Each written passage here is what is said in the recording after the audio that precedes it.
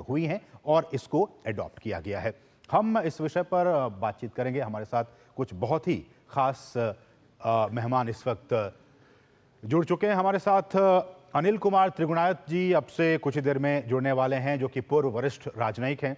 साथ ही साथ हमारे साथ प्रोफेसर राजन कुमार हैं, जो कि इन मामलों के जानकार हैं। प्रोफेसर राजन, मैं आपसे ये जानना चाहूँगा, जो कि हमारे साथ स्टूडियो में इस वक्त मौजूद हैं, जो कि school of international studies JNU से ये संबंध रखते हैं, डॉक्टर राजन कुमार। डॉक्टर राजन, जैसा कि हमने बताया कि ये सारी चीज़ें हैं और कहीं ना कहीं जो ट्रस्ट डेफिसिट का माहौल है वो हम देख पा रहे हैं।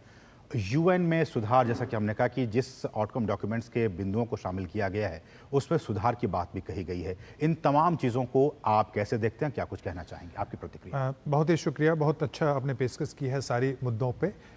ये जो पॉइंट्स हैं उसी में सारी समस्याएं भी झलकती हैं। पहली बात आपने कही थी सतत विकास की, तो मैं बता दूं कि जो SDG प्रोग्राम था जो यूनाइटेड नेशन ने अडॉप्ट किया था, ये 2015 में किया था, 2016 से उसकी शुरुआत है। उसके बाद उसमें क्या थे, पॉवर्टी को ख़त्म करना है, हंगर को ख़त्म करना है, क्लाइमेट, एनवायरनमेंट, डिजास्टर, बहुत सारे 17 बिंदुओं पे उसमें चर्चा हुई थी।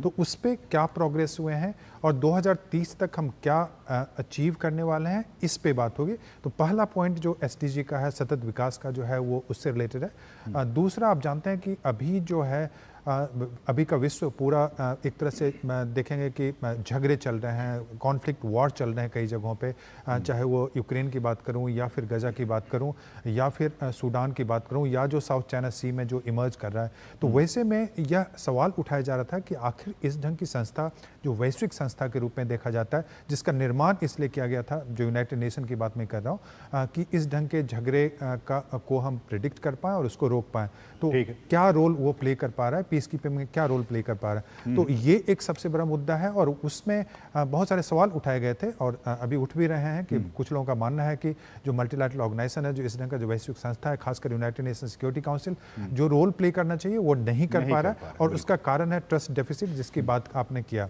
ठीक है, तो हमारे साथ हम देख सकते हैं टीवी स्क्रीन पर अनिल त्रिगुणायत जी भी जुड़ चुके हैं, जो कि पूर्व राजनयिक है। सर, आपका बहुत बहुत स्वागत इस खास कार्यक्रम में। धन्यवाद। अपन बात पूरी की राजा जी, फिर मैं अनिल जी।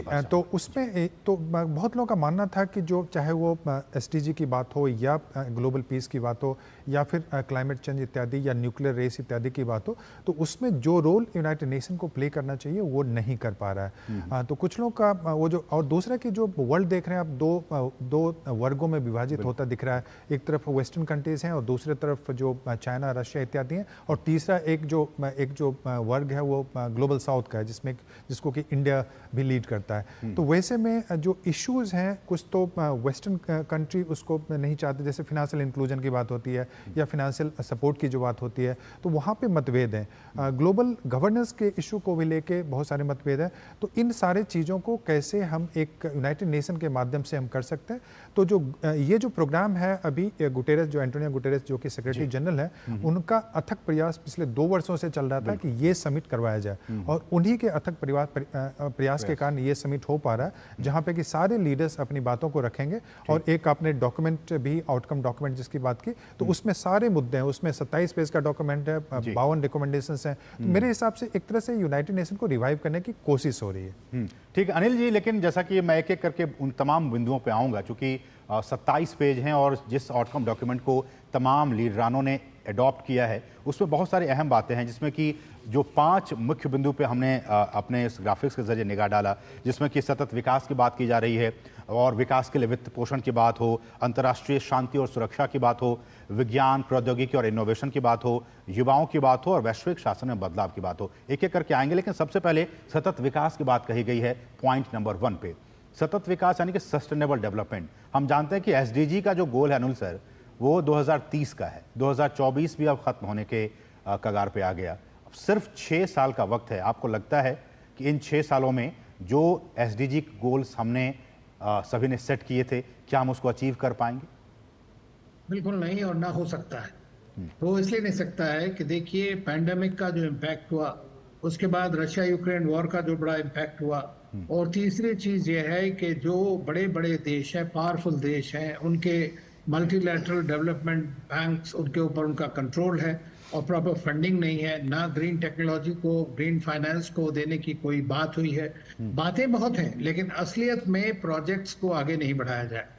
तो ये जो आप एक देख रहे हैं पैक्ट फॉर द फ्यूचर या डॉक्यूमेंट की जो आप बात कर रहे हैं, ये शिकायतों का पुटारा है और उसके अंदर क्या नहीं हुआ वही लिखा है और उसको कैसे करना है ये देखने की बात है। वो सर बात जिम्मेदारी वहीं आके रह जाती किसकी? है। Anil sir, to the point, जिम्मेदारी किसकी? भारत के पास जिम्मेदारी तो फाइनेंस देशों नहीं की है, है। लेकिन जो डेवलप्ड कंट्रीज हैं वो तो कर सकते थे। नहीं करना चाहते हैं ना वो, तो वही तो उनकी पॉलिटिक्स, उन्होंने नहीं किया तभी तो आज उस सिचुएशन में हम पहुंचे हुए हैं। देखिए $100 बिलियन देने की बात थी ग्रीन टेक्नोलॉजीज, ग्रीन बिल्कुल। फाइनेंस के लिए, ग्रीन फंड। वो किसी ने नहीं दिया। प्रेसिडेंट ट्रम्प जब प्रेसिडेंट बने तो वो पेरिस एग्रीमेंट से ही बाहर चले गए। तो अमेरिका सबसे बड़ा पोल्यूटर है, तो वो कहाँ करेगा? तो मेरा कहना यह है कि भारत ने हमेशा से यही कहा है, प्रधानमंत्री मोदी ने एसडीजी में, वॉइस ऑफ ग्लोबल साउथ में, हर जगह यही बात हुई है कि जो सस्टेनेबल डेवलपमेंट गोल्स हैं वो बैक बर्नर पर चले गए। उसके बारे में ना फंडिंग अवेलेबल है, सफर कौन कर रहा है? जो ग्लोबल साउथ के गरीब लोग हैं, देश हैं, वही सफर कर रहे हैं। उसके बाद रशिया यूक्रेन वॉर हुआ, वहां पर आपने देखा कि weaponisation of food, fuel and fertiliser हो गया। और उसके हुआ इसलिए क्योंकि अमेरिका ने वेपनाइजेशन ऑफ फाइनेंशियल इंस्ट्रूमेंट्स कर दिया। तो इन कंट्रीज के ऊपर एक दोहरी मार पड़ी हुई है। तो इसलिए सबसे पहला आइटम एसडीजीज का है कि भाई हाँ, कम से कम ध्यान में तो रखो, एजेंडा 23 जो है उसको तो कम से कम करें। तो हो नहीं सकता, ये सारे असेसमेंट्स इस बात के हैं कि 2030 तक अगर आधा भी हो पाए तो एक बहुत बड़ी बात है। भारत ने अपनी तरफ से जो था हमारा, हमने सब उसको पूरा कर लिया है, लेकिन ये नहीं हो सकता है। ऐसे में चीज आप देखें, जी जी जी जी, ये बात पूरी की। जी दूसरी चीज आप देखेंगे कि पीस एंड सिक्योरिटी की बात है। नाउ पीस एंड सिक्योरिटी का सबसे बड़ा वायलेशन किसने किया है? सुपर पावर्स ने। सुपर पावर कौन है? तीनों की तीनों जो है उसमें बैठी हुई है, P5 बन करके, veto building powers in the security council. तो रिस्पॉन्सिबिलिटी उनकी है, जहां उनका इंटरेस्ट होता है वहां पर वो कुछ नहीं करते हैं। तो ये बातें कॉल आउट आज प्राइम मिनिस्टर मोदी की स्पीच में भी होंगी। आपने देखा कि पिछले साल जयशंकर जी ने भी ये बात सारी उठाई थी। तो ये कोई नई बातें नहीं है जो इसके अंदर आ रही है, ना ही ये कोई बहुत बड़ी बात है। आप ये देखें कि एम्बिशन को एक्शन में कैसे बदला जाए, ये एक बड़ी बात है। दूसरी चीज, मैं सेक्रेटरी जनरल जो इतना फ्रस्ट्रेटेड रहते हैं, आप देखिए इजराइल के जो आउटगोइंग एम्बेसडर कहता है कि यूएन को बॉम्ब कर देना चाहिए। बिल्कुल। आप इससे बड़ी बात क्या हो सकती है? दूसरी चीज आप देखिए, यूएन सेक्रेटरी जनरल ने आज एक बड़ी मजेदार बात की। उसने कहा we can not create a future fit for our grand children with a system built by our grand parents. तो आप इससे अंदाजा लगा साफ तौर पर बदलाव की बात कह रहे हैं वो। जी, बदलाव आएगा जब ये बड़ी ताकतें जो हैं इस बारे में पूरा लेकिन अनिल सर, मैं आपसे आज भी डिस्कस कर रहा हूं, बीते कई वर्षों से जब भी इस तरह की बातें होती है, यही बात होती है। आप लोग जैसे जानकार वो भी कहते हैं, बड़े बड़े नेता कहते हैं कि हाँ इसमें सुधार की जरूरत है, हर कोई इस बात को मानता है, लेकिन एक्शन में तो वो दिखाई नहीं दे रहा है कोई इस बात को लेकर। एक्शन नहीं, ऐसा कैसे कह रहे हैं आप? एक्शन क्यों नहीं दिखाई दे रहा? भारत ने कितना किया, पैंडेमिक में इतना काम किया, 150 कंट्रीज। मैं यूएन में सुधार की बात कह रहा हूं अनिल सर। नहीं, यूएन सुधार नहीं हो सकता है जब तक कि P5 कंट्रीज, देखिए P5 कंट्रीज कौन है? 5 है, US, UK, France, China, right. ये 5 कंट्रीज जो हैं ये नहीं चाहते हैं, रशिया ये नहीं चाहते हैं कि किसी तरह का यूएन सिक्योरिटी काउंसिल में सुधार हो। अगर यूएन सिक्योरिटी काउंसिल में सुधार नहीं हो सकता तो यूएन फंक्शन नहीं कर सकता। यूएन जनरल असेंबली में हर बार 130, 140, 150 देश मिल करके, 180 देश तक मिल करके उन्होंने रेजोल्यूशन पास किए, लेकिन वो एक मॉरल डिक्टाट है, उसकी कोई एनफोर्सेबिलिटी नहीं है।